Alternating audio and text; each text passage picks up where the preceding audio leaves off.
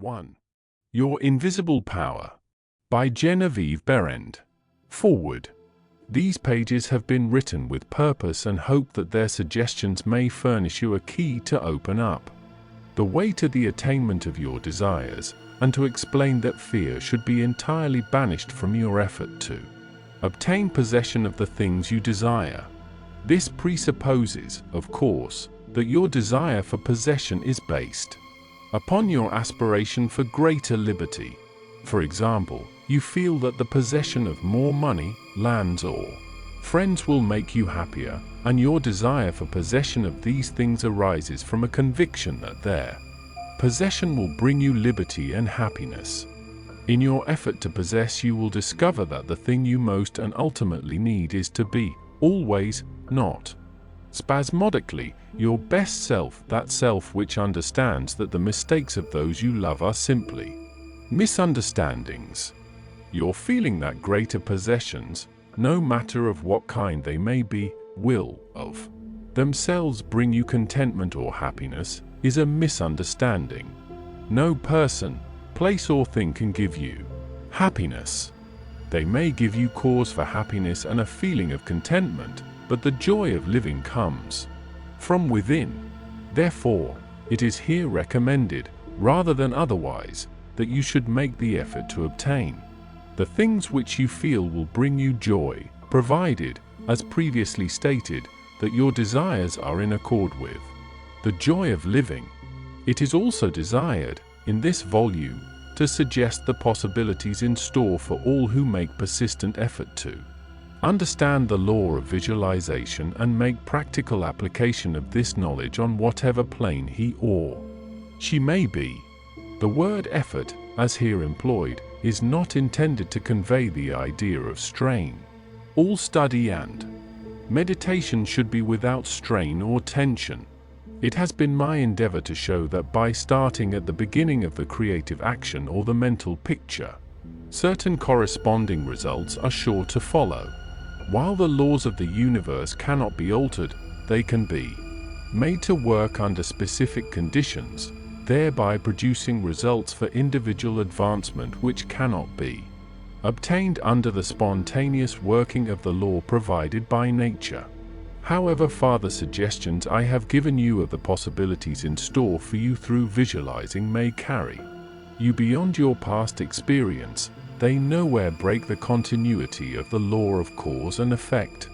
If through the suggestions here given anyone is brought to realize that their mind is a center through and in which all power there is in operation, simply waiting to be given direction in the one and only way through which it can take specific action, and this means reaction in concrete or physical form, then the mission to which this book is dedicated has been fulfilled.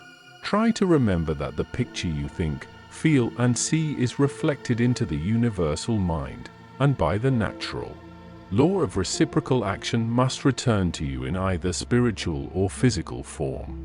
Knowledge of this law of reciprocal action between the individual and the universal mind opens to you free access to all you may wish to possess or to be. It must be steadfastly borne in mind that all this can only be true for the individual who recognizes that they derive their power to make an abiding mental picture from the all-originating universal spirit of life, God, and can be used constructively only so long as it is employed and retained in harmony with the nature of the spirit which originated it. To ensure this, there must be no inversion of the thought of the individual regarding their relationship to this universal originating spirit, which is that of a son or daughter, through which the parent mind acts and reacts. Thus conditioned, whatever you think and feel yourself to be, the creative spirit of life is bound to faithfully reproduce in a corresponding reaction. This is the great reason for picturing yourself and your affairs as you wish them to be, as existing facts, though invisible to the physical eye, and live in your picture. An honest endeavor to do this, always recognizing that your own mind is a projection of the originating spirit, will prove to you that the best there is yours in all your ways. Genevieve Behrend. September 1921. Order of Visualization. Chapter 1. The exercise of the visualizing faculty keeps your mind in order and attracts to you the things you need to make life more enjoyable in an orderly way. If you train yourself in practice of deliberately picturing your desire and carefully examining it, you will soon find your thought and desires come and proceed in more orderly procession than ever before. Having reached a state of ordered mentality, you are no longer in a constant state of mental hurry. Hurry is fear and consequently destructive. In other words, when your understanding grasps the power to visualize your heart's desire and hold it with your will, it attracts to you all things requisite to the fulfillment of that picture by the harmonious vibrations of the law of attraction. You realize that since order is heaven's first law, and visualization places things in their natural element, then it must be a heavenly thing to visualize. Everyone visualizes, whether they know it or not. Visualizing is the great secret of success. The conscious use of this great power attracts to you greatly multiplied resources, intensifies your wisdom, and enables you to make use of advantages which you formerly failed to recognize. We now fly through the air, not because anyone has been able to change the laws of nature, but because the inventor of the flying machine learned how to apply nature's laws and, by making orderly use of them, produced the desired result. So far as natural forces are concerned, nothing has changed since the beginning. There were no airplanes in the year 1, because those of that generation could not conceive the idea as a practical, working possibility. It has not yet been done was the argument, and it cannot be done. Yet the laws and materials for practical flying machines existed then as now. Troward tells us that the great lesson he learned from the airplane and wireless telegraphy is the triumph of principle over precedent, and the working of an idea to its logical conclusion in spite of accumulated testimony of all past experience. With such an example before you, can you not realize that still greater secrets may be disclosed? Also that you hold the key within yourself, with which to unlock the secret chamber that contains your heart's desire. All that is necessary in order that you may use this key and make your life exactly what you wish it to be, is a careful inquiry into the unseen causes which stand back of every external and visible condition. Then bring these unseen causes into harmony with your conception, and you will find that you can make practical working realities of possibilities which at present seem but fantastic dreams. We all know that the balloon was the forefather of the airplane. In 1766, Henry Cavendish, an English nobleman, proved that hydrogen gas was 7 times lighter than atmospheric air. From that discovery the balloon came into existence, and from the ordinary balloon the dirigible, a cigar-shaped airship, was evolved. Study of aeronautics and the laws of aerial locomotion of birds and projectiles led to the belief that mechanism could be evolved by which heavier-than-air machines could be made to travel from place to place and remain in the air by the maintenance of great speed, which would overcome by propulsive force the ordinary law of gravitation.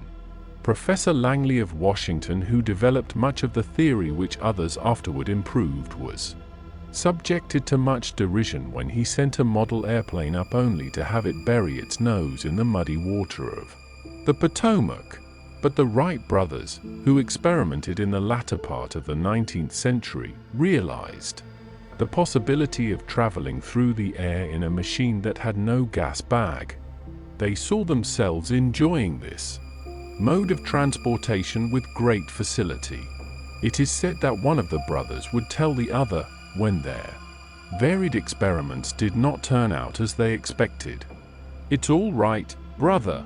I can see myself riding in that machine, and it travels easily and steadily."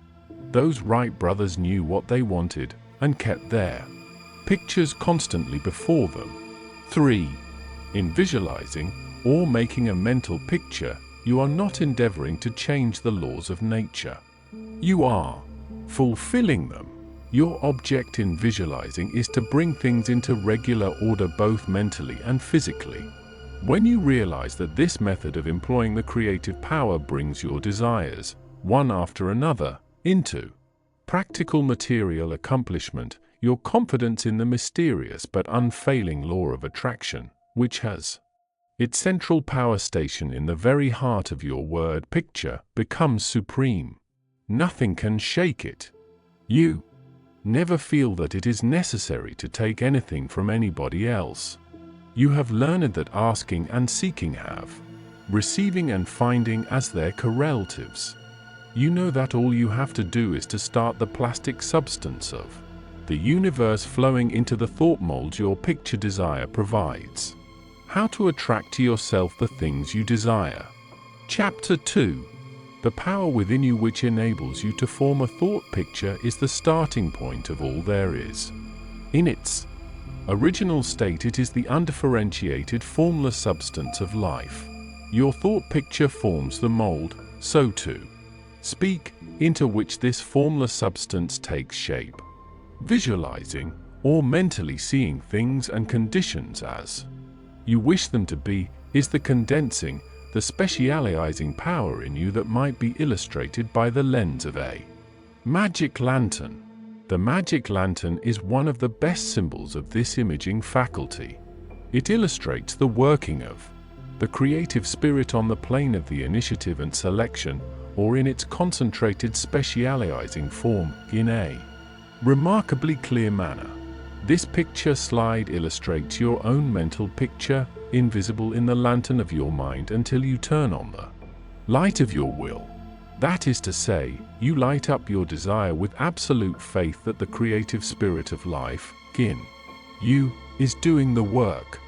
By the steady flow of light of the will on the spirit, your desired picture is projected upon the screen of the physical world, an exact reproduction of the pictured slide in your mind. Visualizing without a will sufficiently steady to inhibit every thought and feeling contrary to your picture would be as useless as a magic lantern without the light. On the other hand, if your will is sufficiently developed to hold your picture in thought and feeling, without any IFS, simply realizing that your thought is the great attracting power, then your mental picture is as certain to be projected upon the screen of your physical world as any pictured slide put into the best magic lantern ever made. Try projecting the picture in a magic lantern with a light that is constantly shifting from one side to the other, and you will have the effect of an uncertain will. It is as necessary that you should always stand back of your picture with a strong, steady will, as it is to have a strong, steady light back of a picture slide. The joyous assurance with which you make your picture is the very powerful magnet of faith, and nothing can obliterate it. You are happier than you ever were, because you have learned to know where your source of supply is, and you rely upon its never-failing response to your given direction. When all said and done, happiness is the one thing which every human being wants, and the study of visualization enables you to get more out of life than you ever enjoyed before. Increasing possibilities keep opening out more and more before you. A businessman once told me that since practicing visualization and forming the habit of devoting a few minutes each day to thinking about his work as he desired it to be in a large, broad way, his business had more than doubled in 6 months. His method was to go into a room every morning before breakfast and take a mental inventory of his business as he had left it the evening before, and then enlarge upon it. He said he expanded in this way until his affairs were in remarkably successful condition. He would see himself in his office doing everything that he wanted done. His occupation required him to meet many strangers every day. In his mental picture he saw himself meeting these people, understanding their needs and supplying them in just the way they wished. This habit, he said, had strengthened and steadied his will in an almost inconceivable manner. Furthermore, by thus mentally seeing things as he wished them to be, he had acquired the confident feeling that a certain creative power was exercising itself, for him and through him, for the purpose of improving his little world. When you first begin to visualize seriously, you may feel, as many others do, that someone else may be forming the same picture you are, and that naturally would not suit your purpose. Do not give yourself any unnecessary concern about this. Simply try to realize that your picture is an orderly exercise of the universal creative power. 4. Specifically applied. Then you may be sure that no one can work in opposition to you. The universal law of harmony prevents this. Endeavor to bear in mind that your mental picture is universal mind exercising its inherent powers of initiative and selection specifically. God, or universal mind, made man for the special purpose of differentiating himself through him. Everything, that is, came into existence in this same way, by this self-same law of self-differentiation, and for the same purpose. First the idea, the mental picture or the prototype of the thing, which is the thing itself in its incipiency, or plastic form. The great architect of the universe contemplated himself as manifesting through his polar opposite, matter. And the idea expanded and projected itself until we have a world of many worlds. Many people ask, but why should we have a physical world at all? The answer is, because it is the nature of originating substance to solidify, under directivity rather than activity, just as it is the nature of wax to harden when it becomes cold, or plaster of Paris to become firm and solid when exposed to the air. Your picture in this same divine substance in its fluent state taking shape through the individualized center of divine operation, your mind, and there is no power to prevent this combination of spiritual substance from becoming physical form. It is the nature of spirit to complete its work, and an idea is not complete until it has made for itself a vehicle. Nothing can prevent your picture from coming into concrete form except the same power that gave it birth. Yourself. Suppose you wish to have a more orderly room. You look about your room and the idea of order suggests boxes, closets, shelves, hooks and so forth. The box, the closet, the hooks, all are concrete ideas of order, vehicles through which order and harmony suggest themselves. Relation between mental and physical form. Chapter 3. Some persons feel that it is not quite proper to visualize for things. It's too material, they say. But material form is necessary for the self-recognition of spirit from the individual standpoint, and this is the means through which the creative process is carried forward. Therefore, far from matter being an illusion and something that ought not to be, as some metaphysical teachers have taught, matter is the necessary channel for the self-differentiation of spirit. However, it is not my desire to lead you into lengthy and tiresome scientific reasoning in order to remove the mystery of visualization and to put it upon a logical foundation. Naturally, each individual will do this in his own way. My only wish is to point out to you the smoothest way I know, which is the road on which Troward guides me. I feel sure you will conclude, as I have, that the only mystery in connection with visualizing is the mystery of life taking form, governed by unchangeable and easily understood laws. We all possess more power and greater possibilities than we realize, and visualizing is one of the greatest of these powers. It brings other possibilities to our observation. When we pause to think for a moment, we realize that for a cosmos to exist at all, it must be the outcome of a cosmic mind, which binds all individual minds to a certain generic unities of action, thereby producing all things as realities and nothing as illusions. If you will Take this thought of Troward's and meditate upon it without prejudice. You will surely realize that concrete, material form is an absolute necessity of the creative process. Also, that matter is not an illusion but a necessary channel through which life differentiates itself. If you consider matter in its right order as the polar opposite to spirit, you will not find any antagonism between them. On the contrary, together they constitute one harmonious whole. And when you realize this, you feel, in your practice of visualizing, that you are working from cause to effect, from beginning to finish. In reality, your mental picture is the specialized working of the originating spirit. One could talk for hours on purely scientific lines, showing, as Troward says, that raw material for the formation of the solar systems is universally distributed throughout all space. Yet investigation shows that while the heavens are studied with millions of suns, there are spaces that show no signs of cosmic activity. This being true, there must be something which started cosmic activity in certain places, while passing over others in which the raw material was equally available. At first thought, one might attribute the development of cosmic energy to the etheric particles themselves.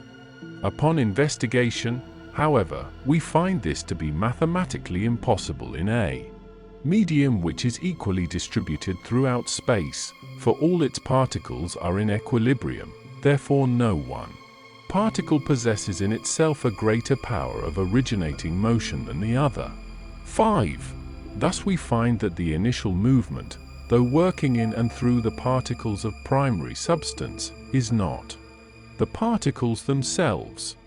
It is this something we mean when we speak of spirit, the same power that brought universal substance into existence will bring your individual thought or mental picture into physical form. There is no difference of kind in the power. The only difference is a difference of scale. The power and the substance themselves are the same. Only in working out your mental picture it has transferred its creative energy from the universal to the scale of the particular, and is working in the same unfailing manner from its specific center, your mind. Operation of your mental picture. Chapter 4. The operation of a large telephone system may be used as a simile. The main or head central subdivides itself into many branch centrals, every branch being in direct connection with its source, and each individual branch, recognizing the source of its existence, reports all things to its central head. Therefore, when assistance of any nature is required, new supplies, difficult repairs to be done or what not, the branch in need goes at once to its central head. It would not think of referring its difficulties or its successes to the main central of a telegraph system, though they belong to the same organization.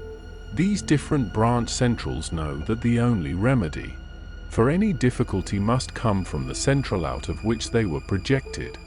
If we, as individual branches of the universal mind, would refer our difficulties in the same confident manner to the source from which we were projected, and use the remedies that it has provided, we would realize what Jesus meant when he said, "Ask and ye shall receive." Our every equipment would be met. Surely the Father must supply the child. The trunk of the tree cannot fail to provide for its branches. Everything animate or inanimate is called into existence or outstandingness by a power which itself does not stand out.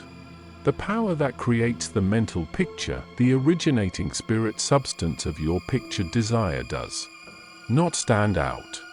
It projects the substance of itself that is a solidified counterpart of itself, while it remains invisible to the physical eye. Only those will ever appreciate the value of visualizing who are able to realize Paul's meaning when he said the worlds were formed by the word of God. Things which are seen are not made of things which do appear. There is nothing unusual or mysterious in the idea of your pictured desire coming into material evidence. It is the working of a universal natural law. The world was projected by the self-contemplation of the universal mind, and this same action is taking place in its individualized branch, which is the mind of man. Everything in the whole world has its beginning in mind and comes into existence in exactly the same manner, from the hat on your head to the boots on your feet. All are projected thoughts, solidified. Your personal advance in evolution depends upon your right use of the power of visualizing, and your use of it depends on whether you recognize that you, yourself, are a particular center through and in which the originating spirit is finding ever new expression for potentialities already existing within itself. This is evolution, this continual unfolding of existing though outwardly invisible things. Your mental picture is the force of attraction that evolves and combines the originating substance into specific shape.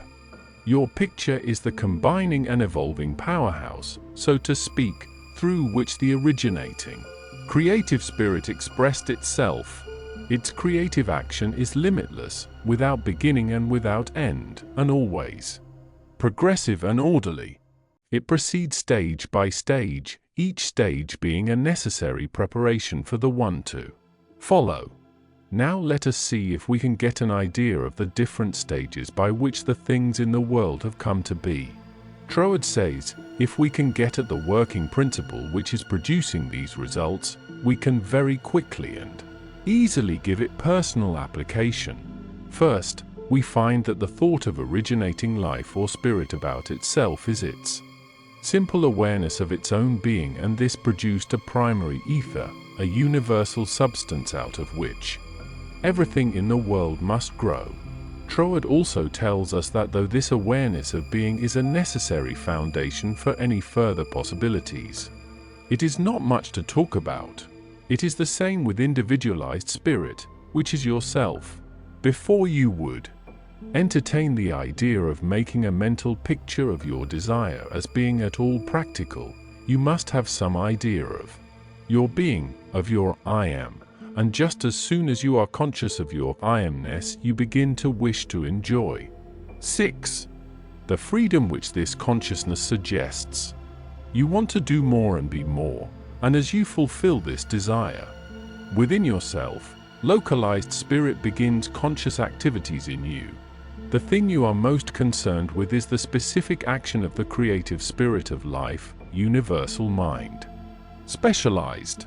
The localized God germ in you is your personality, your individuality, and since the joy of absolute freedom is the inherent nature of this God germ, it is natural that it should endeavor to enjoy itself through its specific center. And as you grow in the comprehension that your being, your individuality, is God particularizing Himself, you naturally develop divine tendencies. You want to enjoy life and liberty.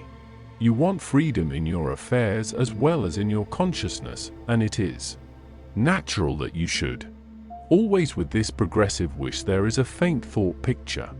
As your wish and your recognition grow into an intense desire, this desire becomes a clear mental picture. For example, a young lady studying music wishes she had a piano in order to practice at home. She wants the piano so much that she can mentally see it in one of the rooms. She holds the picture of the piano and indulges in the mental reflection of the pleasure and advantage it will be to have the piano in the corner of the living room. One day she finds it there just as she had pictured it. As you grow in understanding as to who you are, where you came from, and what the purpose of your being is, how you are to fulfill the purpose for which you are intended, you will more and more afford a center through which the creative spirit of life can enjoy itself, and you will realize that there can be but one creative process, filling all space, which is the same in its potentiality whether universal or individual. Furthermore, all that there is, whether on the plane of the visible or invisible, had its origin in the localized action of thought or a mental picture, and this includes yourself, because you are universal spirit localized, and the same creative action is taking place through you. Now you are no doubt asking yourself why there is so much sickness and misery in the world. If the same power and intelligence which brought the world into existence is in operation in the mind of man, why does it not manifest itself as strength, joy, health, and plenty? If one can have one's desires fulfilled by simply making a mental picture of that desire, holding on to it with the will, and doing without anxiety, on the outward plane, whatever seems necessary to bring the desire into fulfillment, then there seems no reason for the existence of sickness and poverty. Surely no one desires either. The first reason is that few persons will take the trouble to inquire into the working principle of the laws of life. If they did, they would soon convince themselves that there is no necessity for the sickness and poverty that we see about us. They would realize that visualizing is a principle and not a fallacy. There are a few who have found it worthwhile to study this simple, though absolutely unfailing law that will deliver them from bondage. However, the race as a whole is not willing to give the time required for this study. It is either too simple or too difficult. They may make a picture of their desire with some little understanding of visualizing for a day or two, but more frequently it is for an hour or so. But if you will insist upon mentally seeing yourself surrounded by things and conditions as you wish them to be, you will understand that the creative energy sends its plastic substance in the direction indicated by the tendency of your thoughts. Herein lies the advantage of holding your thought in the form of a mental picture. The more enthusiasm and faith you are able to put into your picture, the more quickly it will come into visible form, and your enthusiasm is increased by keeping your desire secret. The moment you speak it to any living soul, that moment your power is weakened. Your power, your magnet of attraction, is not so strong, and consequently cannot reach so far. The more perfectly a secret between your mind and outer self is guarded, the more vitality you give your power of attraction. One tells one's troubles to weaken them, to get them off one's mind, and when a thought is given out, its power is dissipated. Talk it over with yourself, and even write it down, and at once destroy the paper. However, this does not mean that you should strenuously endeavor to compel the power to work out your picture on the special lines that you think it should. That method would soon exhaust you and hinder the fulfillment of your purpose. A wealthy relative need not necessarily die or someone lose a fortune on the street to materialize the $10,000 that you are mentally picturing. 7. One of the doormen in the building in which I live heard much of the mental picturing of desires from visitors passing out of my rooms.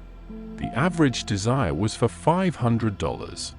He considered that $5 was more in his line, and began to visualize it, without the slightest idea of where or how he was to get it. My parrot flew out of the window, and I telephoned to the men in the courtyard to get it for me.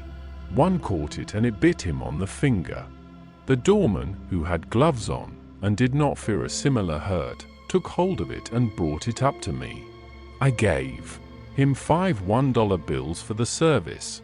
This sudden reward surprised him. He enthusiastically told me that he had been visualizing for just $5, merely from hearing that others visualized. He was delighted at the unexpected realization of his mental picture. All you have to do is to make such a mental picture of your heart's desire, hold it cheerfully in place with your will, always conscious that the same infinite power which brought the universe into existence brought you into form for the purpose of enjoying itself in and through you. And since it is all life, love, light, power, peace, beauty and joy, and is the only creative power there is, the form it takes in and through you depends upon the direction given it by your thought indicator. In you it is undifferentiated, waiting to take any direction given it as It passes through the instrument that it has made for the purpose of self-distribution. It is this power which enables you to transfer your thoughts from one form to another. The power to change your mind is the individualized universal power taking the initiative, giving direction to the fluent substance contained in every thought. It is the simplest thing in the world to give this highly sensitive plastic substance any form you will through visualizing. Anyone can do it with a small expenditure of effort. Once you really believe that your mind is a center through which the plastic substance of all there is in your world takes involuntary form, the only reason why your picture does not always materialize is because you have introduced something antagonistic to the fundamental principle. Very often this destructive element is caused by the frequency with which you change your pictures. After many such changes, you decide that your original desire is what you want after all. Upon this conclusion, you begin to wonder why, being your first picture, it hasn't materialized. The plastic substance with which you are mentally dealing is more sensitive than the most sensitive photographer's film. If, in taking a picture, you suddenly remembered you had already taken a picture on that same plate, you would not expect a perfect result of either picture. On the other hand, you may have taken two pictures on the same plate unconsciously. When the plate has been developed and the picture comes into physical view, you do not condemn the principle of photography, nor are you puzzled to understand why your picture has turned out so unsatisfactorily. You do not feel that it is impossible for you to obtain a good, clear picture of the subject in question.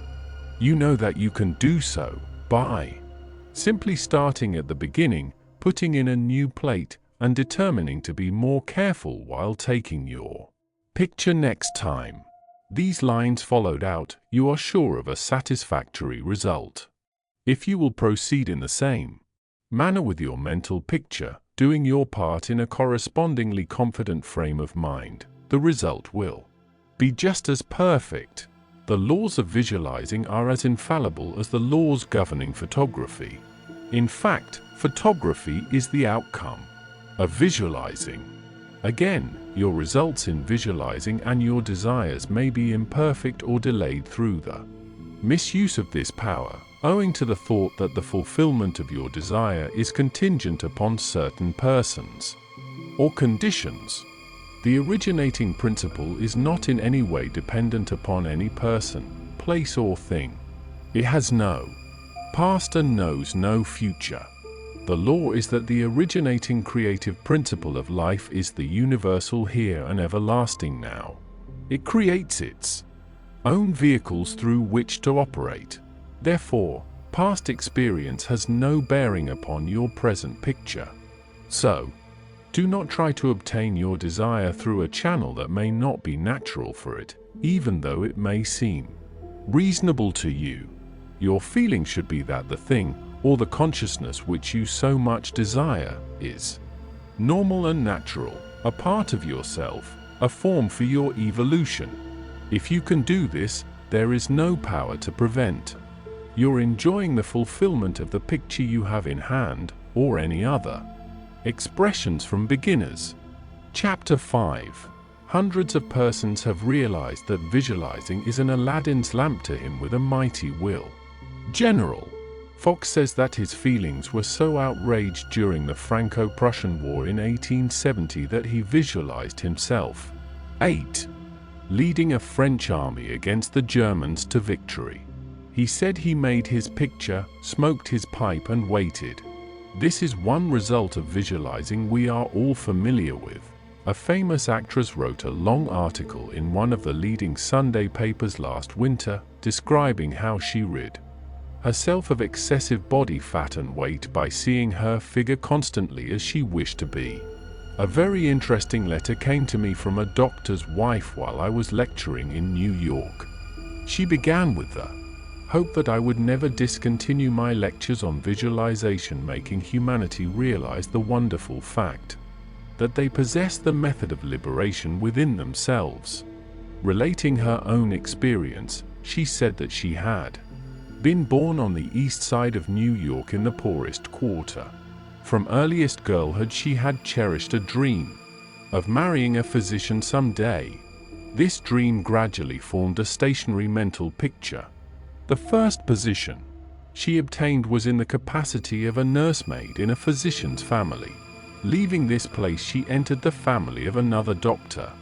The wife of her employer died, and in time the doctor married her, the result of her long-pictured yearning. After that, both she and her husband conceived the idea of owning a fruit farm in the South. They formed a mental picture of the idea and put their faith in its eventual fulfillment. The letter she sent me came from their fruit farm in the South. It was while at the farm that the doctor's wife wrote me. Her second mental picture had seen the light of materialization. Many letters of a similar nature come to me every day. The following is a case that was printed in the New York Herald last May. Atlantic City, May 5th. She was an old woman, and when she was arraigned before Judge Clarence Goldenberg in the police court today, she was so weak and tired she could hardly stand. The judge asked the court attendant what she was charged with. "Stealing a bottle of milk, Your Honor," repeated the officer. "She took it from the doorstep of a downtown cottage before daybreak this morning." "Why did you do that?" Judge Goldenberg asked her. "I was hungry," the old woman said. "I didn't have a cent in the world and no way to get anything to eat, except to steal it. I didn't think anybody would mind if I took a bottle of milk." "What's your name?" asked the judge. "Weinberg," said the old woman. "Elizabeth Weinberg." Judge Goldenberg asked her a few questions about herself. Then he said, "Well, you're not very wealthy now, but you're no longer poor. I've been searching for you for months. I've got $500 belonging to you from the estate of a relative. I am the executor of the estate." Judge Goldenberg paid the woman's fine out of his own pocket and then escorted her into his office, where he turned her legacy over to her and sent a policeman out to find her a lodging place. I learned later that this little woman had been desiring and mentally picturing $500 while all the time ignorant of how it could possibly come to her. But she kept her vision and strengthened it with her faith. In a recent issue of Good Housekeeping, there was an article by Addington Bruce entitled "Stiffening Your Mental Backbone." It is very instructive and would benefit anyone to read it. He says, in part, form the habit of devoting a few moments every day to thinking about your work in a large, broad, imaginative way, as a vital necessity to yourself and a useful service to society. Huntington, the great railway magnate, before he started building his road from coast to coast, said that he took hundreds of trips all along the line before there was a rail laid. It is said that he would sit for hours with a map of the United States before him and mentally travel from coast to coast just as we do now over his fulfilled mental picture. It would be possible to call your attention to hundreds of similar cases. The best method of picturing to yourself that which you may desire is both simple and enjoyable, if you once understand the principle back of it well enough to believe it. First and above everything else, be sure of what it is you really want. Then specialize your desire along these lines. 9. Suggestions for making your mental picture. Chapter 6. Perhaps you want to feel that you've lived to some purpose. You want to be content and happy, and you feel that with good health and with successful business you could enjoy this state of mind. After you have decided once and for all that this is what you want, you proceed to picture yourself healthy and your business just as great a success as you can naturally conceive it growing into. The best time for making your definite picture is just before breakfast and before retiring at night, as it is necessary to give yourself plenty of time it may be necessary to rise earlier than is your usual habit. Go into a room where you will not be disturbed. Meditate for a few moments upon the practical working of the law of visualizing, and ask yourself, how did the things about me first come into existence? How may I find it helpful to get more quickly in touch with the invisible supply? Someone felt that comfort would be better expressed and experienced by sitting on a chair than on the floor. The very beginning of the meditation, the chair, was the desire to be at ease. With this came the picture of some sort of a chair. The same principle applies to the hat and the clothes that you wear. Go carefully into this thought of the principle back of the thing. Establish it as a personal experience. Make it a fact to your consciousness. If you are thorough in this, you will find yourself in the deep consciousness beneath the surface of your own thought power.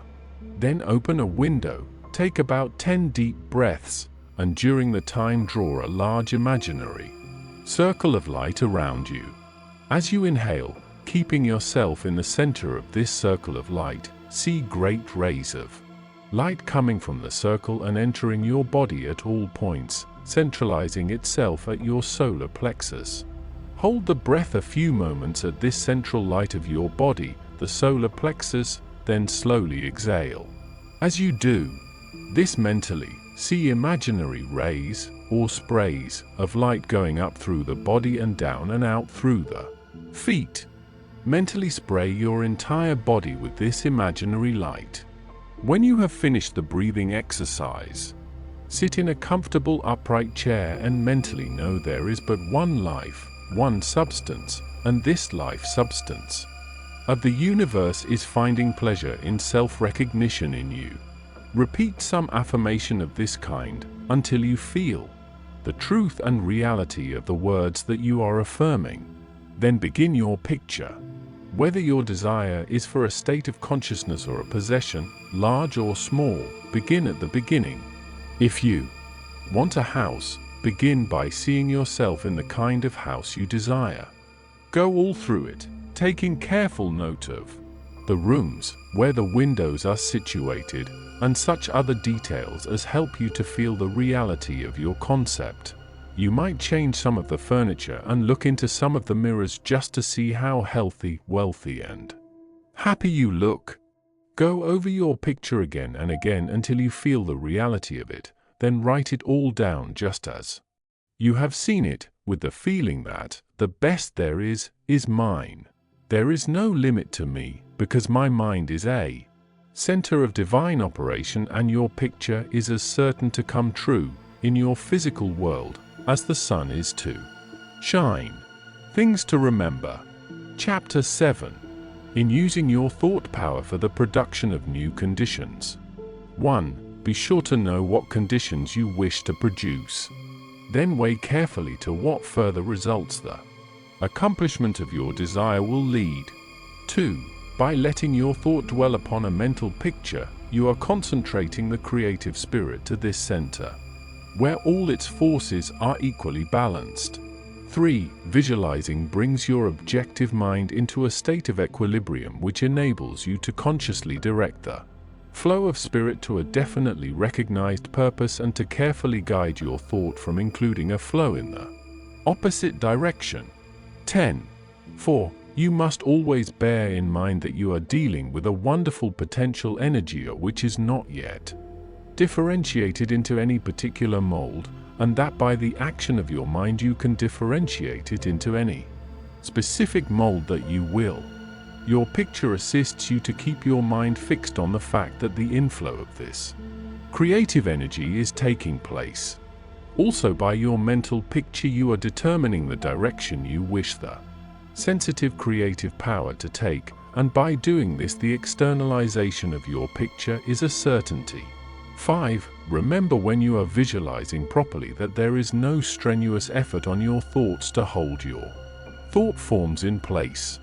Strenuous effort defeats your purpose and suggests the consciousness of an adverse force to be fought against, and this creates conditions adverse to your picture. 6.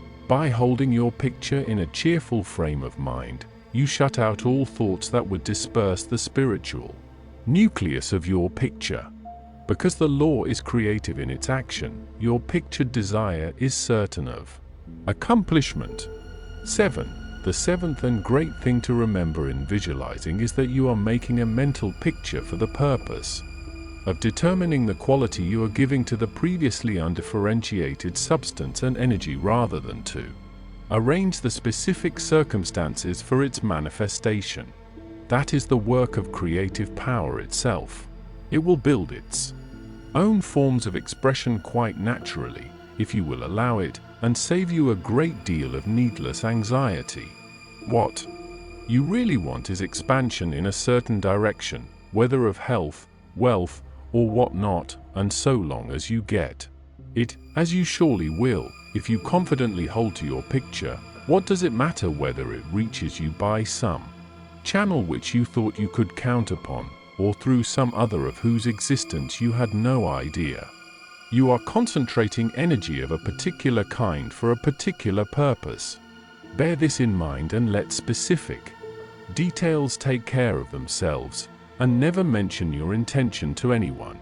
Remember always that nature, from her clearly visible surface to her most arcane depths, is one vast storehouse of light and good entirely devoted to your individual use.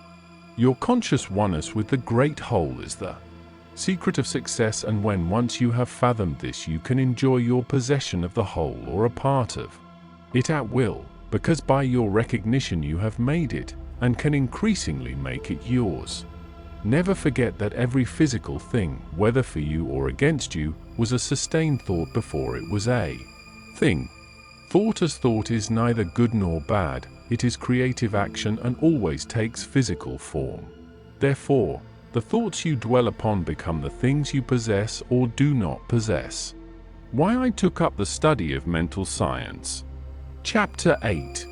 I have frequently been questioned about my reasons for taking up the study of mental science, and as to the results of my search, not only in knowledge of principles, but also in the application of that knowledge to the development of my own life and experience.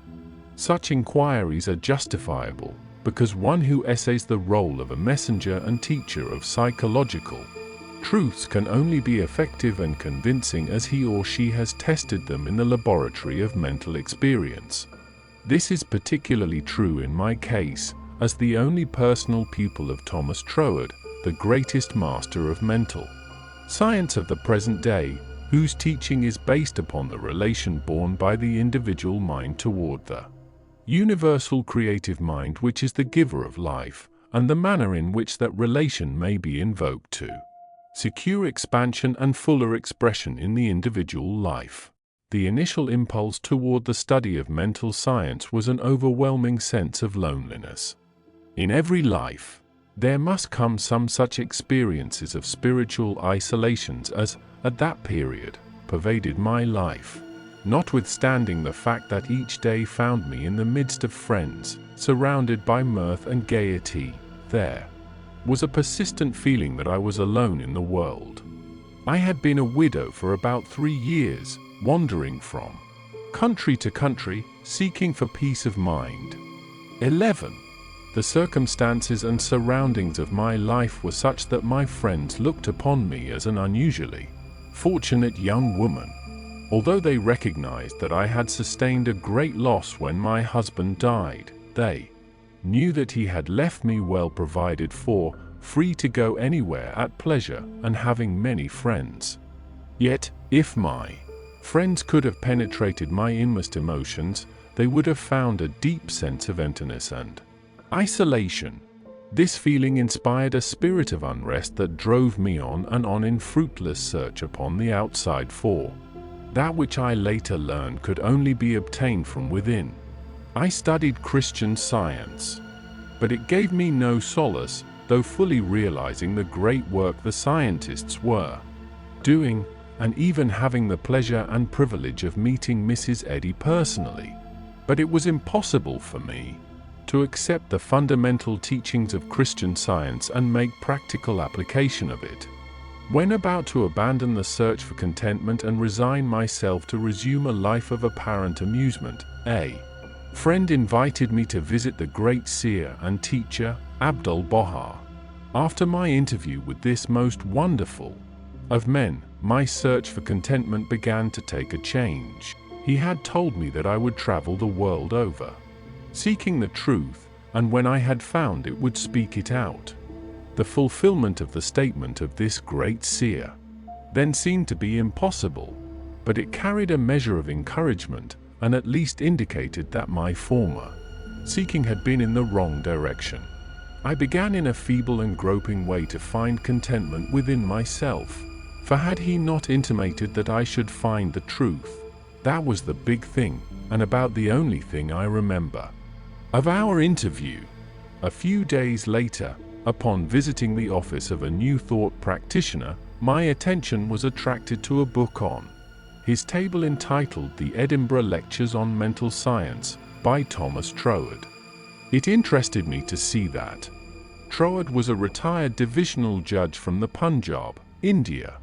I purchased the book, thinking I would read it through that evening. Many have endeavored to do the same thing, only to find, as I did, that the book must be studied in order to be understood, and hundreds have decided, just as I did, to give it their undivided attention. After finding this treasure book, I went to the country for a few days, and while there studied the volume as thoroughly as I could. It seemed extremely difficult, and I decided to purchase another book of Troward's, in the hope that its study might not require so much of an effort. Upon inquiry, I was told that a subsequent volume, The Door Lectures, was much the simpler and better of the two books. When I procured it, I found that it must also be studied. It took me weeks and months to get even a vague conception of the meaning of the first chapter of Door, which is entitled Entering into the Spirit of It. I mean by this that it took me months to enter into the spirit of what I was reading. But in the meantime, a paragraph from page 26 arrested my attention as seeming the greatest thing I had ever read. I memorized it and endeavored with all my soul to enter into the spirit of Troward's words. The paragraph reads, "My mind is a center of divine operation. The divine operation is always for expansion and fuller expression, and this means the production of something beyond what has gone before, something entirely new, not included in the past experience, though proceeding out of it by an orderly sequence of growth. Therefore, since the divine cannot change its inherent nature, it must operate in the same manner with me. Consequently, in my own special world, of which I am the center, it will move forward to produce new conditions, always in advance of any that have gone before." It took an effort on my part to memorize this paragraph, but in the endeavor toward this end the words seemed to carry with them a certain stimulus. Each repetition of the paragraph made it easier for me to enter into the spirit of it. The words expressed exactly what I had been seeking for. My one desire was for peace of mind. I found it comforting to believe that the divine operation in me could expand to fuller expression and produce more and more contentment, in fact, a peace of mind and a degree of contentment greater than I had ever known. The paragraph further inspired me with deep interest to feel that the life spark in me could bring into my life something entirely new. I did not wish to obliterate my past experience, but that was exactly what Troward said it would not do. The divine operation would not exclude my past experience, but proceeding out of them would bring some new thing that would transcend anything that I had ever experienced before. Meditation on these statements brought with it a certain joyous feeling.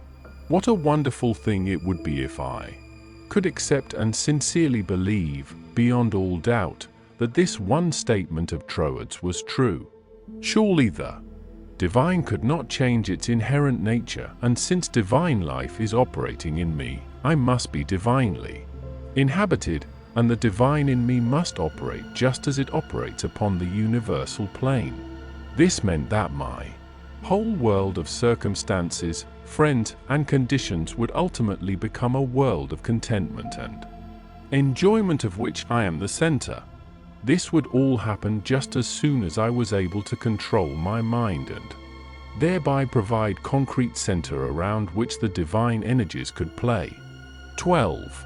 Surely it was worth trying for. If Troward had found this truth, why not I?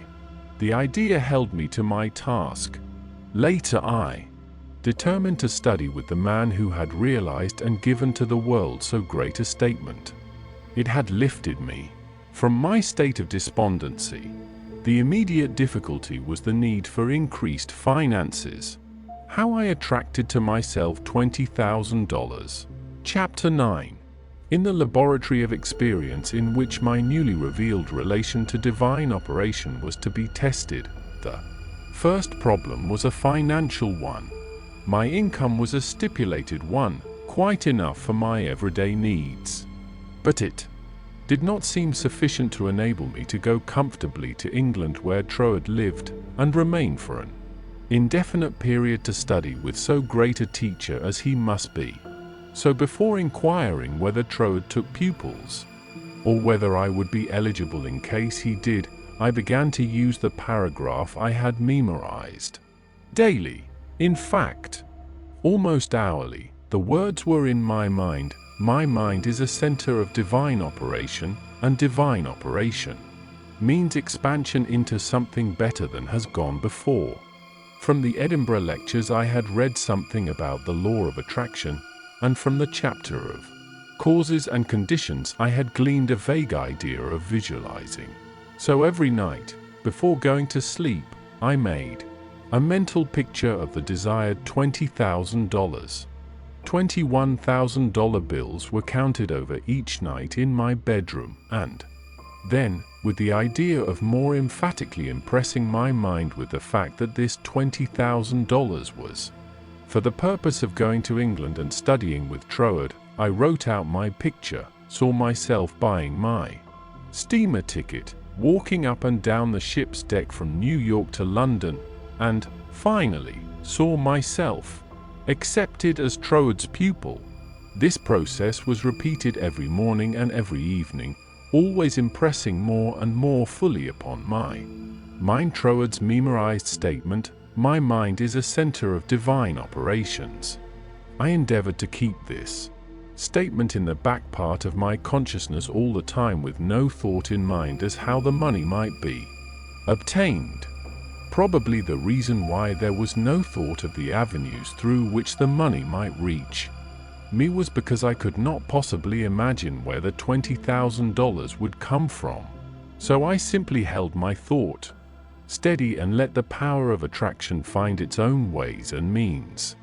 One day, while walking on the street, taking deep breathing exercises, the thought came, my mind is surely a center of divine operation. If God fills all space, then God must be in my mind also, if I want this money to study with Troward that I may know the truth of life, then both the money and the truth must be mine, though I am unable to feel or see the physical manifestations of either. Still, I declared, it must be mine. While these reflections were going on in my mind, there seemed to come up from within me the thought, I am all the substance there is. Then, from another channel in my brain the answer seemed to come, of course, that's it. Everything must have its beginning in mind. That I, the idea, must be the only one and primary substance there is, and this means money as well as everything else. My mind accepted this idea, and immediately all the tension of mind and body was relaxed. There was a feeling of absolute certainty of being in touch with all the power life has to give. All thought of money, teacher, or even my own personality vanished in the great wave of joy which swept over my entire being.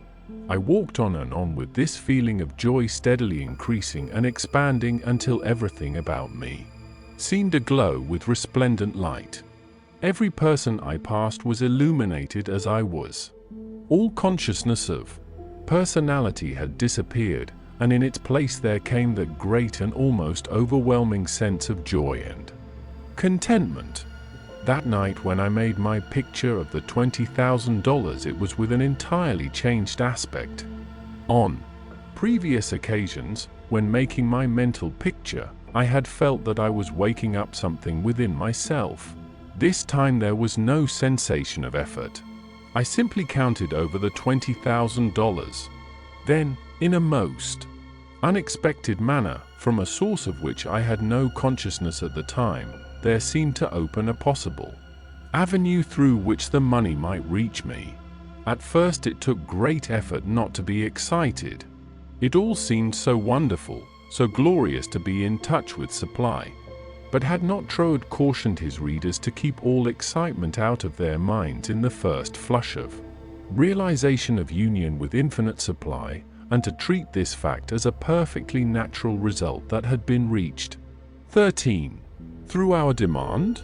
This was even more difficult for me than it was to hold the thought that all the substance there is, I am, idea, am the beginning of all form, visible or invisible.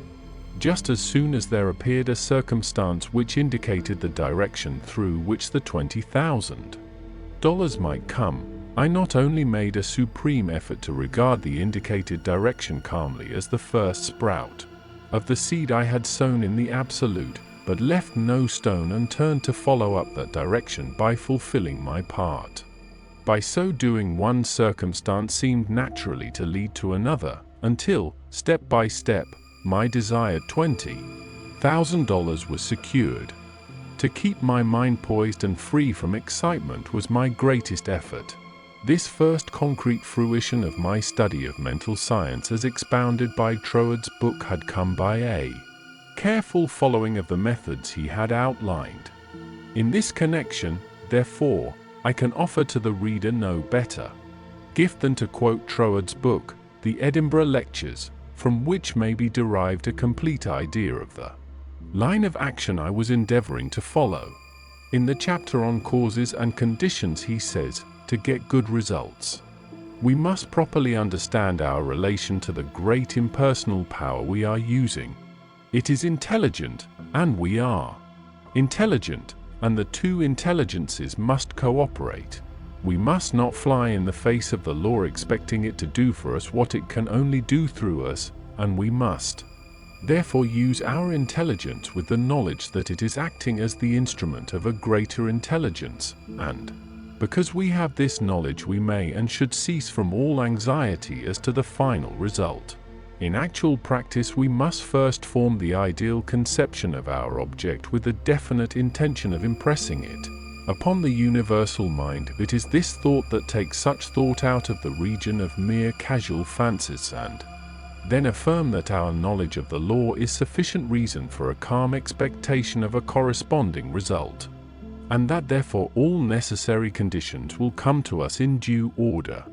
We can then turn to the affairs of our daily life with the calm assurance that the initial conditions are either there already or will soon come into view. If we do not at once see them, let us rest content with the knowledge that the spiritual prototype is already in existence and wait till some circumstance pointing in the desired direction begins to show itself. It may be a very small circumstance, but it is the direction and not the magnitude that is to be taken into consideration. As soon as we see it, we should regard it as the first sprouting of the seed sown in the absolute, and do calmly, and without excitement, whatever the circumstances seem to require, and then later on we shall see that this doing will in turn lead to a further circumstance in the same direction, until we find ourselves conducted, step by step, to the accomplishment of our object. In this way the understanding of the great principle of the law of supply will, by repeated experiences, deliver us more and more completely out of the region of anxious thought and toilsome labor and bring us into a new world where the useful employment of all our powers, whether mental or physical, will only be an unfolding of our individuality upon the lines of its own nature, and therefore a perpetual source of health and happiness, a sufficient inducement, surely, to the careful study of the laws governing the relation between the individual and the universal mind. To my mind, then as now, this quotation outlines the core and center of the method and manner of approach necessary for coming in touch with infinite supply. At least it, together with the previously quoted statement, "My mind is a center of divine operation," etc., constituted the only apparent means of attracting to myself the $20,000. My constant endeavor to get into the spirit of these statements and to attract to myself this needed sum was about 6 weeks, at the end of which time I had in my bank the required $20,000. This could be made into a long story, giving all the details, but the facts, as already narrated, will give you a definite idea of the magnetic condition of my mind while the $20,000 was finding its way to me. How I became the only personal pupil of the greatest mental scientist of the present day. Chapter 10. As soon as the idea of studying with Troward came to me, I asked a friend to write to him for me, feeling that perhaps my friend could put my desire in better or more persuasive terms than I could employ. To all the letters written by this friend I received not one reply. This was so discouraging that I would have completely abandoned the idea of becoming Troward's pupil except for the experience I had that day on the street when my whole 14 world was illuminated, and I remembered the promise, "All things whatsoever thou wilt, believe thou hast received, and thou shalt receive." With this experience in my mind, my passage to England was arranged, notwithstanding the fact that apparently my letters were ignored. We wrote again, however, and finally received a reply, very courteous though very positive. Troward did not take pupils, he had no time to devote to a pupil. Notwithstanding this definite decision, I declined to be discouraged because of the memory of my experience upon the day when the light and the thought came to me, "I am all the substance there is." I seemed to be able to live that experience over at will, and with it there always came a flood of courage and renewed energy. We journeyed on to London, and from there telegraphed Troward, asking for an interview. The telegram was promptly answered by Troward setting a date when he could see us. At this time Troward was living in Rouen Manor, a little out-of-the-way place in the southern part of England, about 20 miles from a railway station. We could not find it on the map, and with great difficulty Cook's touring agency in London located the place for us. There was very little speculation in my mind as to what Troward would say to me in this interview. There always remained the feeling that the truth was mine, also that it would grow and expand in my consciousness until peace and contentment were outward as well as inward manifestations of my individual life. We arrived at Troward's house in a terrific rainstorm, and were cordially received by Troward himself, whom I found, much to my surprise, to be more the type of a Frenchman than an Englishman. I afterward learned that he was a descendant of the Huguenot race, a man of medium stature, with rather a large head, big nose, and eyes that fairly danced with merriment. After we had been introduced to the other members of the family and given a hot cup of tea, we were invited into the living room where Troward talked very freely of everything except my proposed studies. It seemed quite impossible to bring him to that subject. Just before we were leaving, however, I asked quite boldly, "Will you not reconsider your decision to take a personal pupil? I wish so much to study with you," to which he replied with a very indifferent manner that he did not feel he could give the time it would require for personal instruction, but that he would be glad to give me the names of 2 or 3 books which he felt would not only be interesting but instructive to me.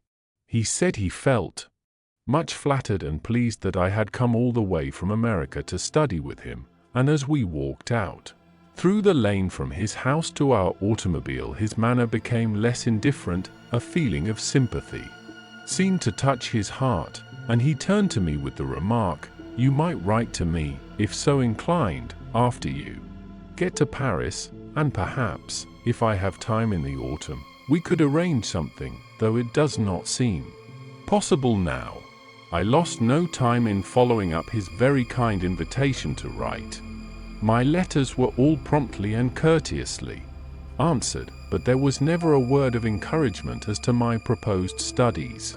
Finally, about 2 months later, there came a letter with the question in it, "What do you suppose is the meaning of this verse in the 21st chapter of Revelation 16? And the city lieth foursquare, and the length is as large as the breadth, and he measured the city with the reed, 12,000 furlongs. The length and the breadth and the height of it are equal." Instinctively I knew that my chance to study with Troward hung upon my giving the correct answer to that question. The definition of the verse seemed utterly beyond my reach. Naturally, answers came to my mind, but I knew intuitively that none was correct. I began bombarding my scholarly friends and acquaintances with the same question. Lawyers, doctors, priests, nuns, and clergymen, all over the world, received letters from me with this question in them. Later answers began to return to me, but intuition told me that none was correct. While I was endeavoring to find the answer for myself, but none seemed to come, I memorized the verse in order that I might meditate upon it.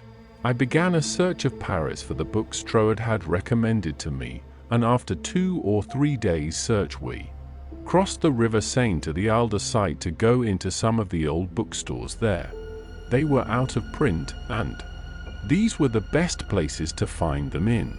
Finally we came upon a little shop that had the books there. These were the last copies the man had, consequently the price was high. While remonstrating with the clerk, my eye rested upon the work of an astrologer, which I laughingly picked up and asked, "Do you think Professor would read my horoscope?" The clerk looked aghast at the suggestion, and responded, "Why, no, madam, this is one of France's greatest astrologers. He does not read horoscopes." 15. In spite of this answer, there was a persistent impulse within me to go to the man.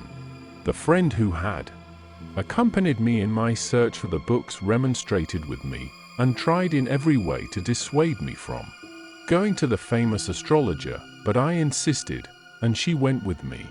When we came to his office I found it somewhat embarrassing to ask him to read my horoscope.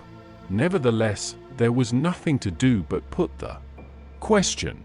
Reluctantly, the professor invited us into his paper-strewn study, and reluctantly, and also impatiently, asked us to be seated. Very courteously and coldly he told me that he did not read horoscopes. His whole manner said, more clearly than words could, that he wished we would take our departure. My friend stood up. I was at a great loss what to do next, because I felt that I was not quite ready to go. Intuition seemed to tell me there was something for me to gain there.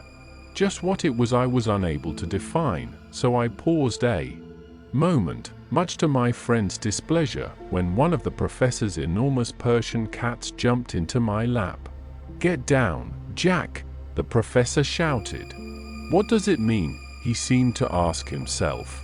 Then with a greater interest than he had hitherto shown in me, the professor said with a smile, "I've never known that cat to go to a stranger before. Madam, my cat pleads for you.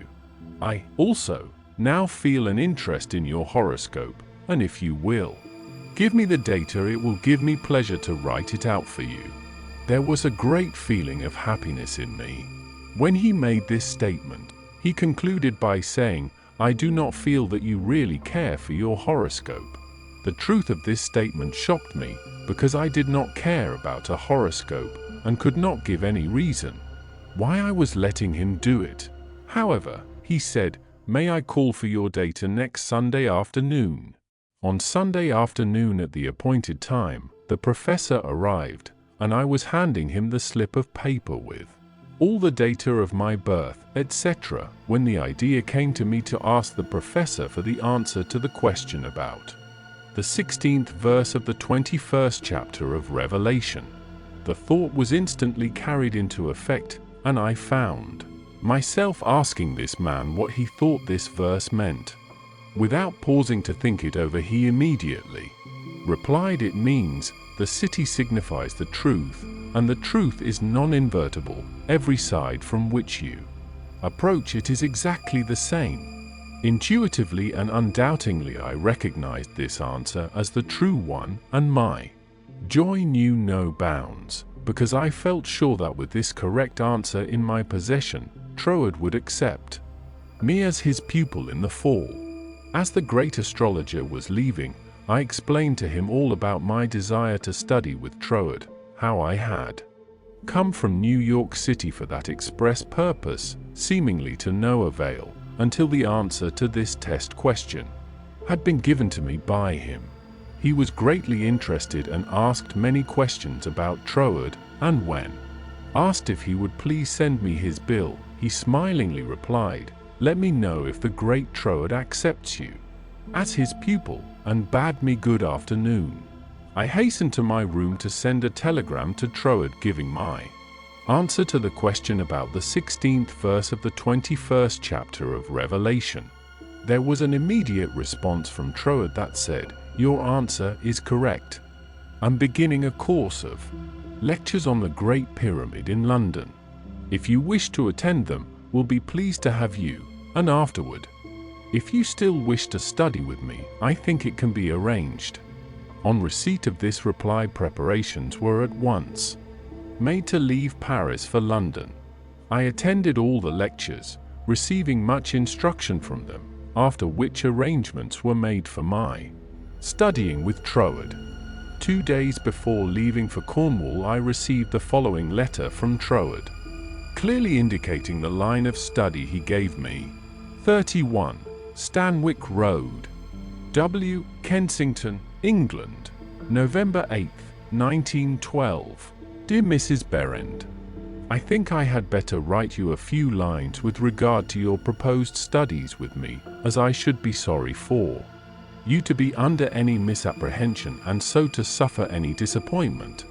I have studied the subject now for several years, and have a general acquaintance with the leading features of most of the systems which, unfortunately, occupy attention in many circles at the present time, such as Theosophy, the Tarot, the Kabbalah, and the like, and I have no hesitation in saying that, to the best of my 16 judgment, all sorts and descriptions of so-called occult study are in direct opposition to the real life-giving truth, and, therefore, you must not expect any teaching on such lines as these. We hear a great deal these days about initiation, but, believe me, the more you try to become a so-called initiate, the further you will put yourself from living life. I speak after many years of careful study and consideration when I say that the Bible and its revelation of Christ is the one thing really worth studying, and that is a subject large enough in all conscience, embracing, as it does, our outward life and of everyday concerns, and also the inner springs of our life and all that we can in general terms conceive of the life in the unseen after putting off the body at death. You have expressed a very great degree of confidence in my teaching, and if your confidence is such that you wish, as you say, to put yourself entirely under my guidance, I can only accept it as a very serious responsibility, and should have to ask you to exhibit that confidence by refusing to look into such so-called mysteries as I would forbid you to look into.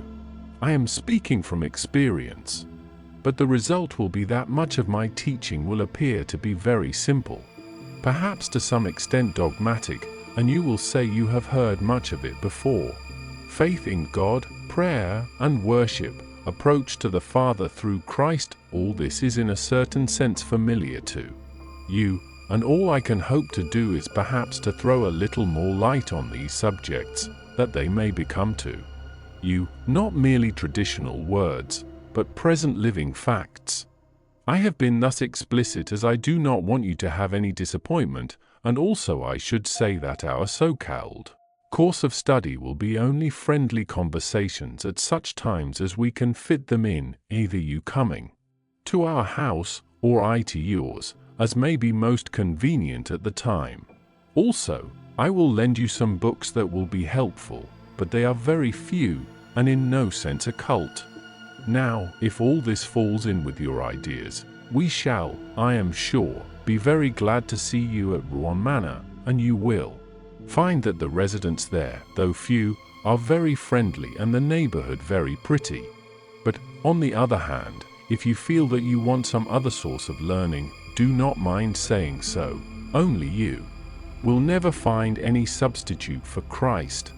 I trust you will not mind my writing you like this, but I do not want you to come all the way down to Cornwall, and then be disappointed.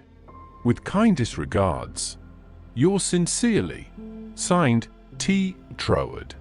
This copy of Troward's letter, to my mind, is the greatest thing I can give you. How to bring the power in your word into action. Chapter 11. In your every word there is the power germ that expands and projects itself in the direction your word indicates, and ultimately develops into physical expression. For example, you wish to establish joy in your consciousness.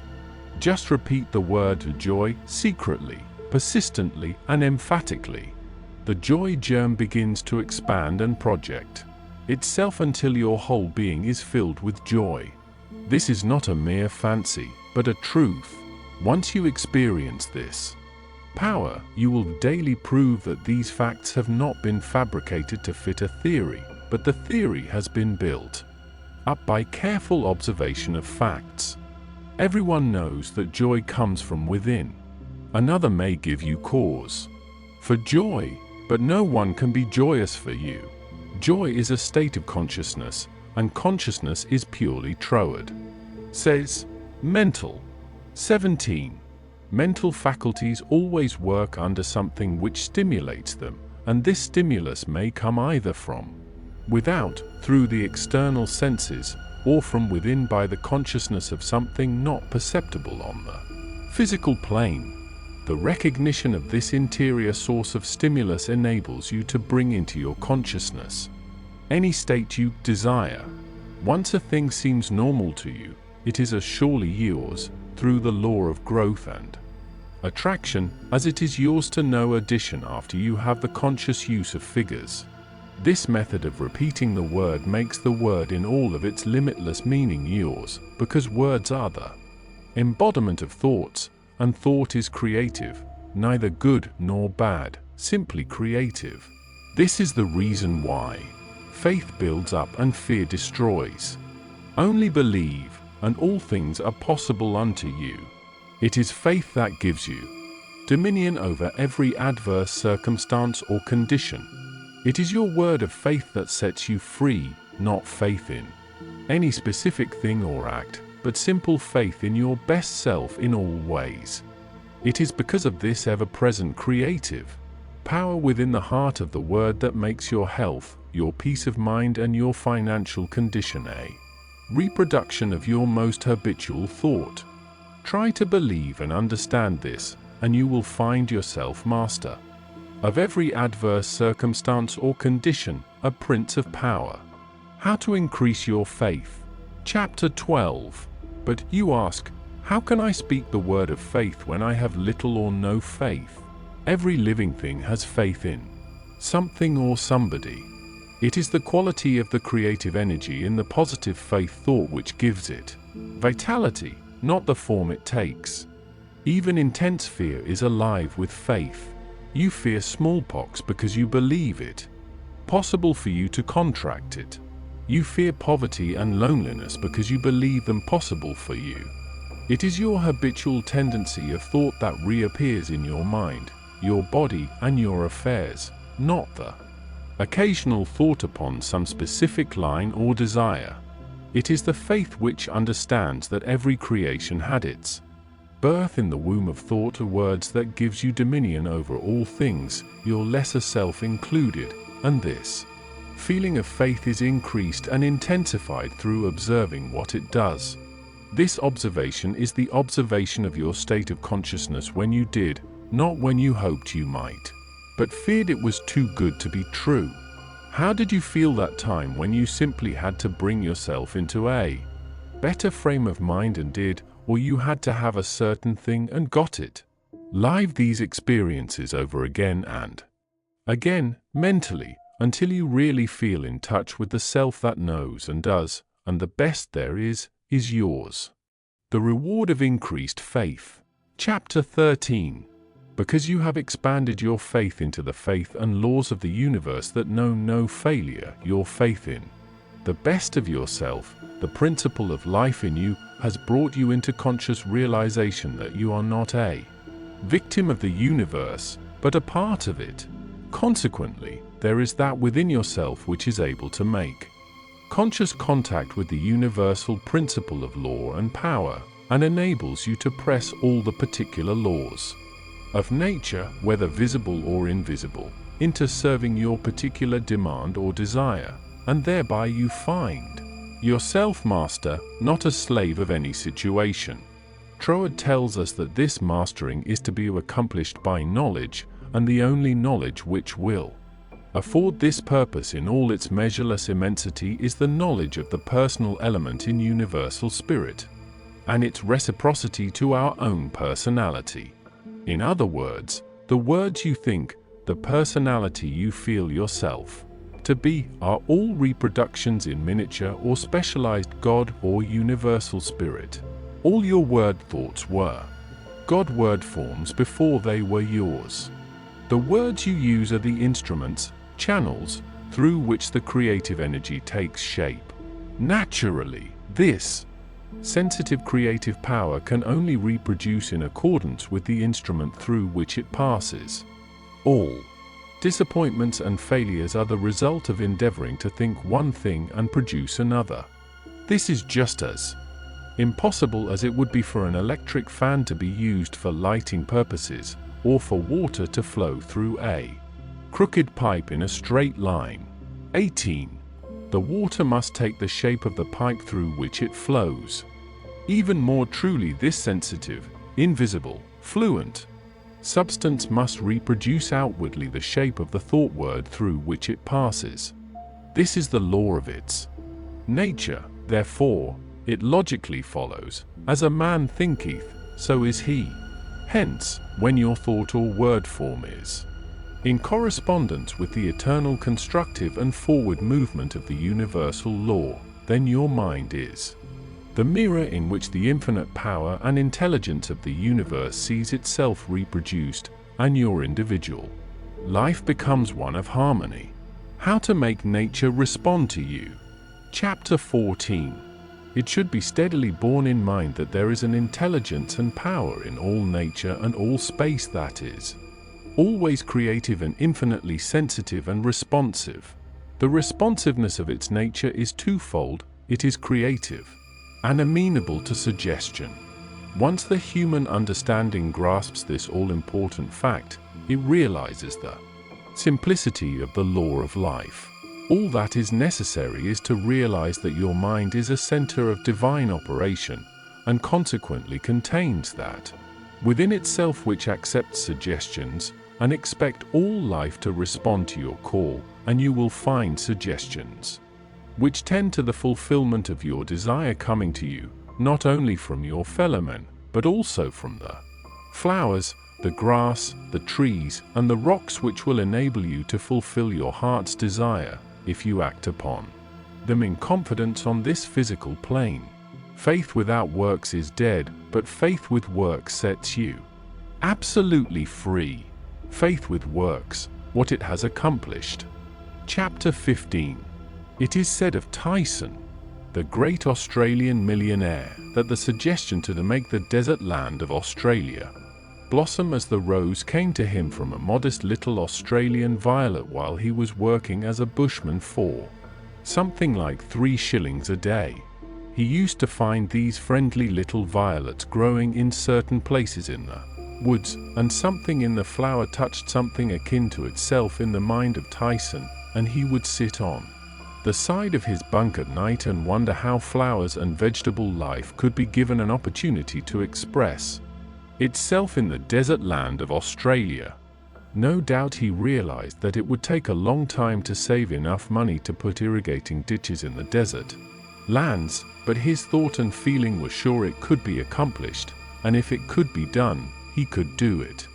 If there was a power within himself that was able to capture the idea, then there must be a responsive power within the idea itself that could bring itself into a practical physical manifestation.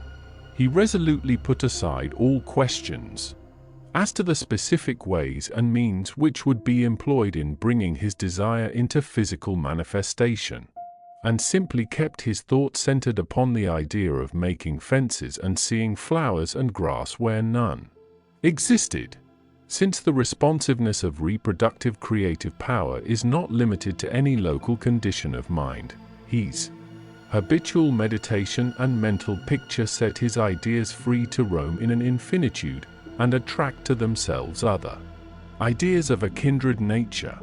Therefore, it was not necessary for Tyson to wait and see his ideas and desires fulfilled until he had saved from his 3 shillings a day enough money to irrigate the land, for his ideas found other ideas in the financial world which were attuned in sympathy with themselves, and doors of finance were quickly opened.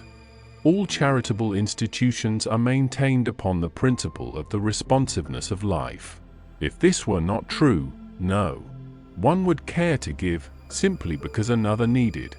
The law of demand and supply, cause and effect, can never be broken. Ideas attract to themselves kindred ideas. Sometimes they come from a flower, a book, or out of the invisible. You are sitting or walking, intent upon an idea not quite complete as to the ways and means of fulfillment, and behold, along comes another idea, from no one can tell where, and finds friendly lodging with your idea, one idea attracting another, and so on until your desires are physical facts. You may feel the necessity for an improvement in your finances, and wonder how this increase is to be brought about, when there seems suddenly to come from within the idea that everything had its birth in thought, even 19. Money, and your thoughts turn their course. You simply hold to the statement or affirmation that the best, and all there is yours. Since you are able to capture ideas from the infinite through the instrument of your intuition, you let your mind rest upon that thought, knowing full well that this very thought will respond to itself. Your inhibition of the thought of doubt and feeling of anxiety enables the reassuring ideas to establish themselves and attract to themselves I can and I will ideas, which gradually grow into physical form of the desire in mind. In the conscious use of the universal power to reproduce your desires in physical form, 3 facts should be borne in mind. First, all space is filled with a creative power. Second, this creative power is amenable to suggestion. Third, it can only work by deductive methods. As Troward tells us, this last is an exceedingly important point, for it implies that the action of the ever-present creative power is in no way limited by precedent. It works according to the essence of the spirit of the principle.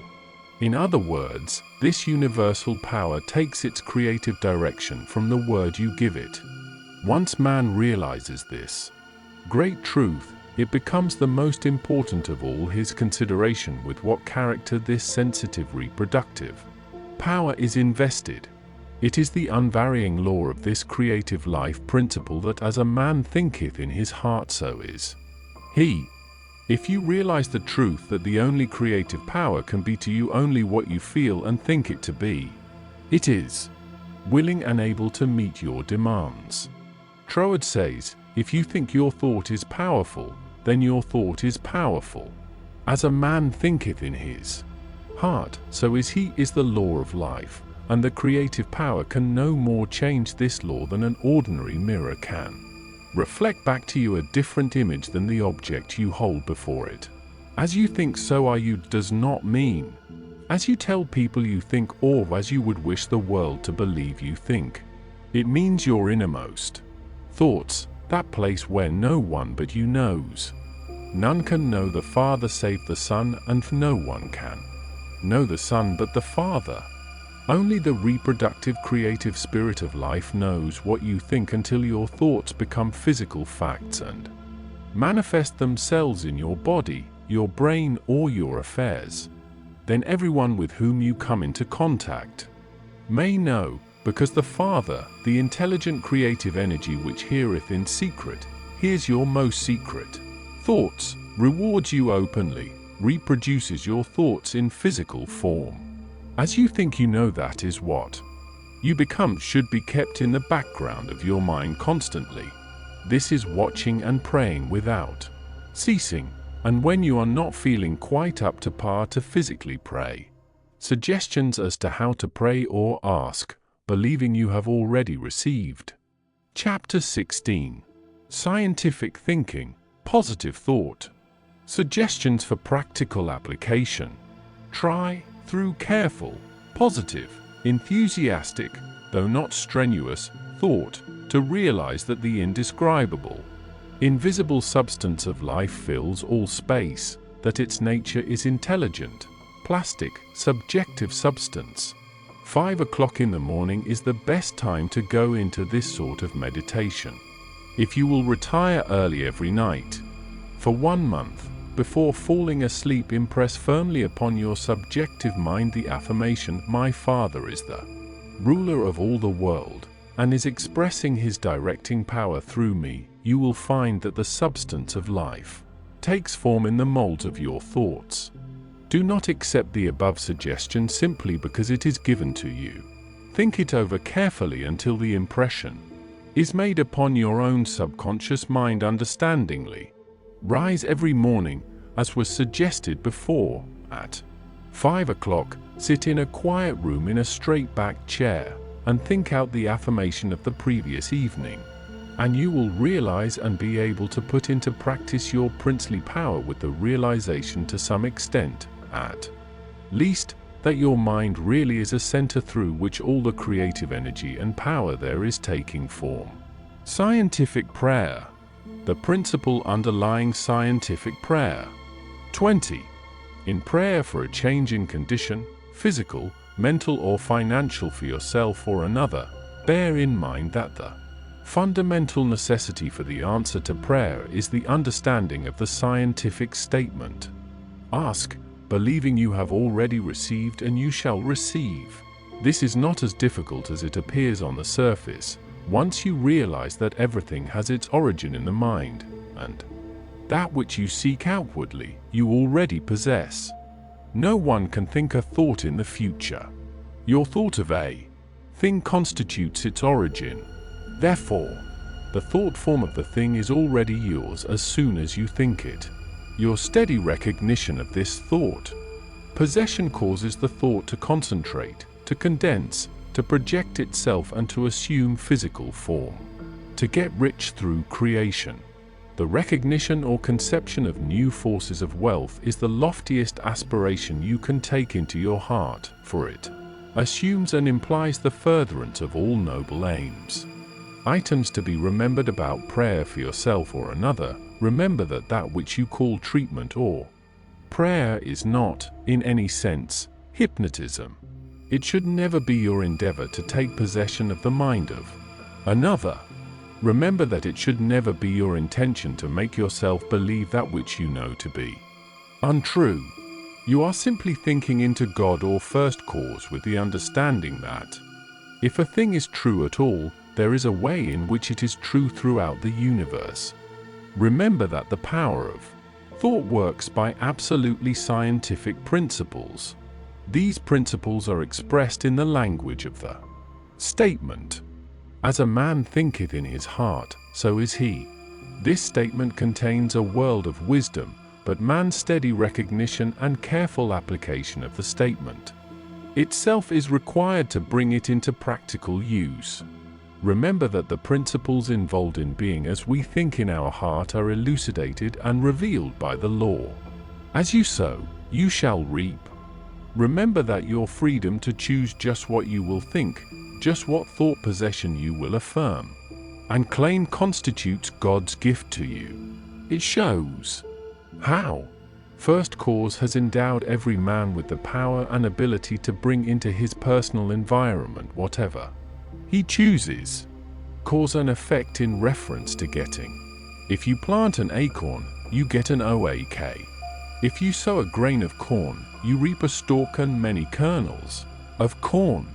You always get the manifestation of that which you consciously or unconsciously affirm and claim, habitually declare and expect, or in other words as you sow. Therefore, sow the seeds of I am, I ought, I can, I will realize that because you ought, that because you ought, you can, that because you can, you do. The manifestation of this truth, even in a small degree, gives you the indisputable understanding that dominion is your charter right. You are an heir of First Cause, endowed with all the power he has. God has given you everything. All is yours, and you know that all you have to do is to reach out your mental hand and take it. 21. This formula may serve as a pattern to shape your own prayer or affirmation into God for the benefit of another, or yourself.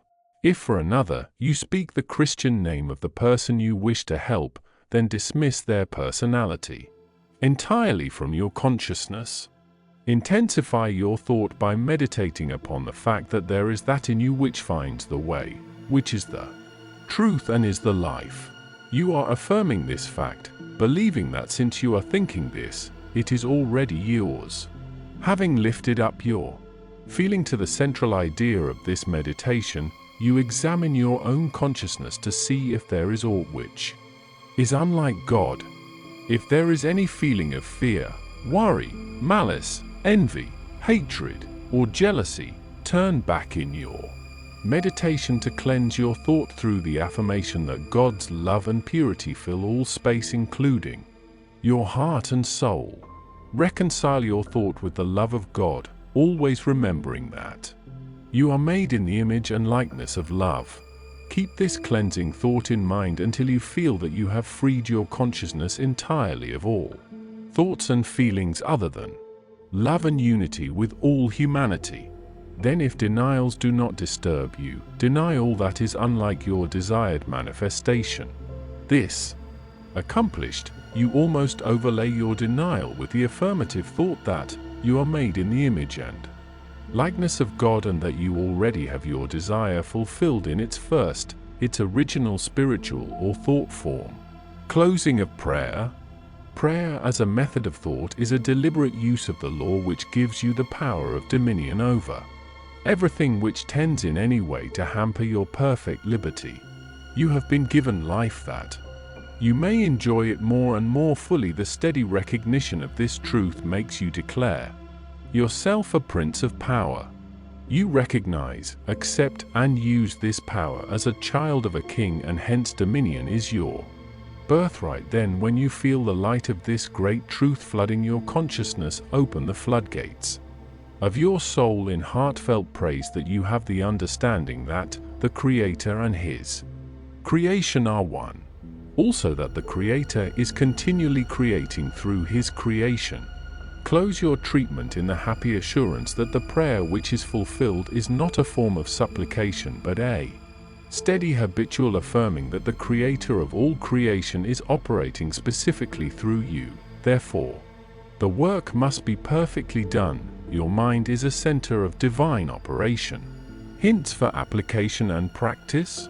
For every 5 minutes given to reading and study of the theories of mental science, spend 15 minutes in the use and application of the knowledge acquired. 1. Spend 1 minute in every 24 hours in conscientiously thinking over the specification that must be observed in order to have your prayers answered. 2. Practice the steady recognition of desirable thought possession for 2 periods of 15 minutes each every day. Not only time yourself each period to see how long you can keep a given conception before your mental vision, but also keep a written record of the vividness with which you experience your mental image. Remember that your mental senses are just as varied and trainable as your physical ones. 22.3. Spend 5 minutes every day between 12 noon and 1 o'clock with a mental search for new sources of wealth. Things to remember. Chapter 17. Remember that the greatest mental scientist the world has ever known, Jesus Christ, the man, said all things are possible unto you. Also the things I do you can do. Did he tell the truth? Jesus did not claim to be more divine than you are. He declared the whole human race children of God by birth. He was no exception to this rule. The power he possessed was developed through his personal effort. He said, "You could do the same if you would only believe in yourself." A great idea is valueless unless accompanied by physical action. God gives the idea, man works it out upon the physical plane. All that is really worthwhile is contentment. Self-command alone can produce it. The soul and body are one. Contentment of mind is contentment of soul, and contentment of soul means contentment of body. If you wish health, watch your thoughts, not only of your physical being, but your thoughts about everything and everybody. With your will keep them in line with your desire, and outwardly act in accordance with your thoughts, and you will soon realize that all power both over thoughts and conditions has been given to you. You believe in God. Believe in yourself as the physical instrument through which God operates. Absolute dominion is yours when you have sufficient self-mastery to conquer the negative tendency of thoughts and actions. Ask yourself daily, what is the purpose of the power which put me here? How can I work with the purpose for life and liberty in me?